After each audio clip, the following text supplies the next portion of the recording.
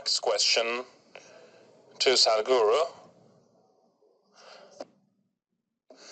Right now, Nassim shared an interesting insight. He said that all that is fragile is going to break and will disappear. Now, the first thing I thought about is, well, the most fragile element in all this are humans. We are the most fragile element. Are we going to be this element that is going to break first in this world where technologies are going to be here, where Elon Musk and Google will put their satellites and Facebook would put these satellites in the air? Will we be the species who will disappear in this exciting transitional world? And what piece of advice can you share with us as humans? How do we adapt to this world? How do we remove that tension that we live in right now, this superfluous flow of information and all these concerns that we have? How can we address that?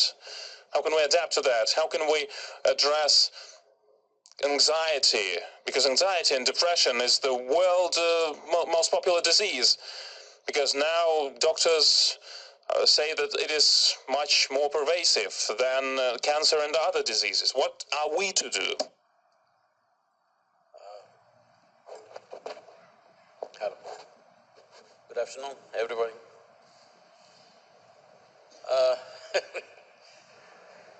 About what is fragile will naturally collapse, of course. But what is fragile is not the human being, but many structures that human beings have created in the form of nations, in the form of religion, in the form of companies. These things will collapse, and it's a very good thing. When we say human being, we referred only to the human as a being. We did not say a tiger being, an elephant being, an ant being. We only said human being. This means we have a capability beyond our survival process. Our life truly begins only when our survival is taken care of. Till now, at least the vaguely recorded history of 12 to 15,000 years, we've been only struggling for survival. I believe the next 25 to 50 years' time, the struggle for survival will be obliterated from this planet. That is when a human being will truly rise, because that is when the competence of a genuine human being comes into play. And that is the most important time for the human being, because you can truly be a human being.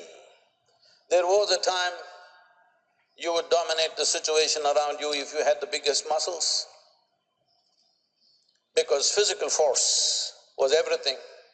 But then mechanical machines came and suddenly your muscles look ridiculous, then you started seeing how slim you can be.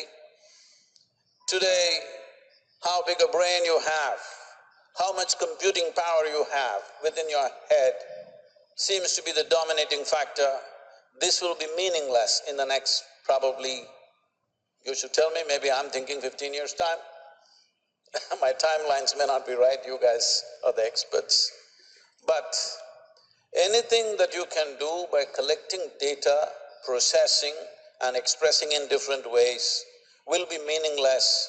Your silly little phone, the smartphone, will be able to do much better than you. Already it's beginning to. This Google lady is looking smarter than the oracles of the past. I just ask, I'm in Coimbatore in southern India, I ask, what's the weather in St. Petersburg? Without batting an eyelid, she tells me within half a second, what is the weather in St. Petersburg? So, the right time for human beings is coming. This fear of who is going to dominate. This idea of dominance itself comes from a very poverty consciousness. This idea of dominance, why I should dominate is because what is available is limited. If I dominate, I get more, you get less. This idea will be meaningless in the next 25 to 50 years' time. Well, will there be some misuse? Well, with everything there will be some misuse. But the use will overpower the misuse in a huge way because nations will not determine what happens with the technology. Companies will not determine what happens with the technology. It is the consumer who determines what happens with the technology. Tomorrow's dominance is not going to be of nations or companies, but of individual people. When this happens, only when this happens, human genius will unfold like never before. We've been crippled by our survival being so difficult. When survival is handled effortlessly, everybody is wondering, what about my job? Isn't it a great day when you don't have to go to your job and you have everything that you need? Isn't that what everybody is striving for? Why is everybody trying to be rich? So that I don't have to go to work today and still I have everything that I need. This is going to be the way for every human being on this planet. If technology moves as rapidly as it should without obstructive regulations and other stuff that can be done by certain governments. But this idea of national boundaries will be meaningless. I walked into the Google office some time ago, a couple of years ago, and if you look at this, you don't know in which country you are. It doesn't look like United States. There are Indians, there are Chinese, there are African people, there are every kind of people there. You don't know in which country you are. And that is going to be the future of the entire world. You don't know in which country you are. They won't look one way, they won't speak one way. In whichever language you speak, you're speaking Russian, but I'm perfectly understanding, which was never possible. So from the times of Genghis Khan to 19th century America, we've always thought of how to enslave people. I must tell you this, the most ancient civilization on the planet, which is the Indian civilization, always thought of how to liberate people. Even today, the highest value in the yogic system is liberation. How to liberate people has always been the way. I think this is not going to be a fringe idea. This is going to become the mainstream. The sooner the better. I hope I will get to see it. If you're afraid technology is moving fast, I am afraid that it's moving too slow. Will I be around to see that day when everybody can focus on their liberation, not on their survival? Everybody can see how to unleash their human potential, not about controlling themselves, or other people are not seeing how to control you. Because our structures of nationhood, our structures of religion, our structures of racial identities, our structures of my company versus your company, always demanded that we must control people, otherwise we cannot succeed. But a time has come now, if I give you something, if you can multiply this into 1,000,000 times, that is success. Controlling you is not the success, liberating you is the success. So, in the transitional period, of course, there will be upheavals, but upheaval means just this. When in India, when the privy purse for the Maharajas were taken away, people thought a great tragedy has struck the country. Because the Maharajas went away. Those who dominated for hundreds of years, lived in palaces, all gold-coated toilets, they're gone. Aren't we glad they're gone? So similarly, those who are dominating right now may be gone. This doesn't mean human possibility is gone. I feel if technology does everything that we're doing right now, we are on a holiday of exploration. It's a real great world. Why should we be striving for survival like other creatures? We have invested in upgradation of technologies. We have not invested time, energy, resource to upgrading individual human beings. If we don't do that, the negative will overtake. The tools that are given to us can be used whichever way. Technology doesn't have a mind of its own. We can use it this way or that way. So what kind of human beings are we going to produce is very important, so that investment also should happen.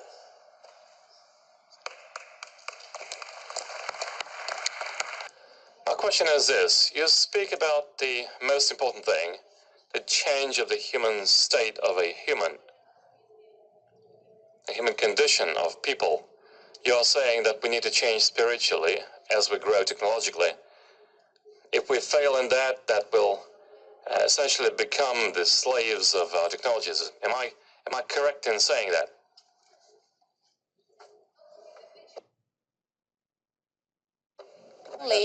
Okay, thank you. Should we stay as human beings or we will change completely? Thank you. It is in the nature of the human being. Wherever you are, whatever you want to be something more than what you are right now. If that something more happens, immediately you want to be something more and something more. If you look at this, there's an innate longing in every human being to expand limitlessly. If you want to expand limitlessly, we clearly know physical dimension is not the way to do it, because the nature of physicality exists only because of defined boundaries.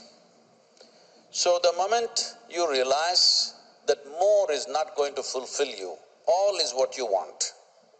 If all is what you want, you have to transition yourself from the physical to what is beyond the physical.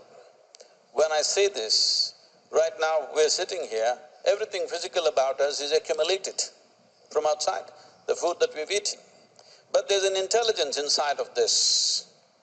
We unfortunately have limited ourselves till now to the human intellect, which largely functions on data. That is why our technology, that is what our technology friends are trying to make it obliterated from our lives. That the machines will do all those things where you collect data and do things.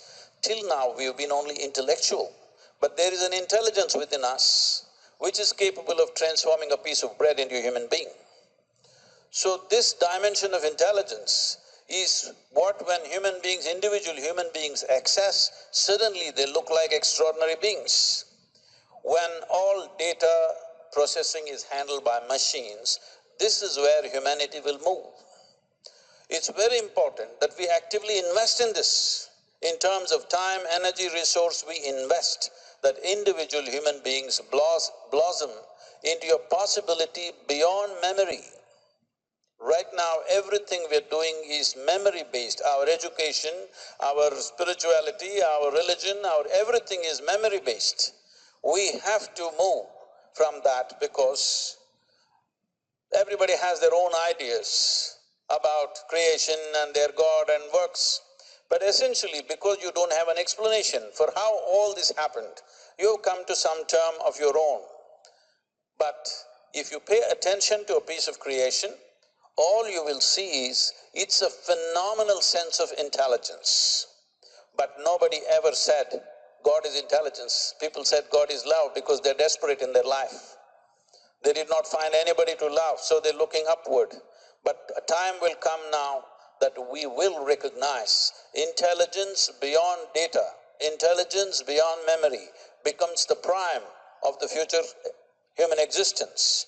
And the quicker it happens, the quicker human potential will be realized. Thank you. Thank you.